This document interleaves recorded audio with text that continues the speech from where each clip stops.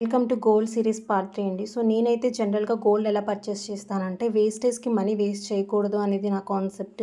So, మనం ఈరోజు some amount of money ఉందని చెప్పి షాప్‌కి వెళ్తే, మనకి అందులో minimum 15-20-30 based on the item.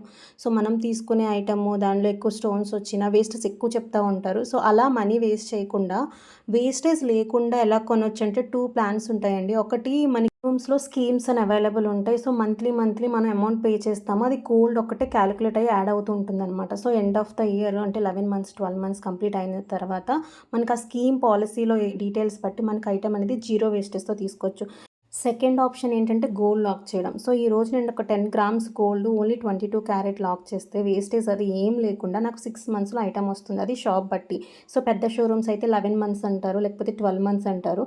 So, ఇదొక బెస్ట్ ఆప్షన్ నేను ఫాలో అవుతాను. సో, మీకు వీడియో నచ్చితే లైక్ చేయండి, కమెంట్ చేయండి. అలానే గోల్డ్ లవర్స్‌కి షేర్ చేయడం మర్చిపోవద్దు.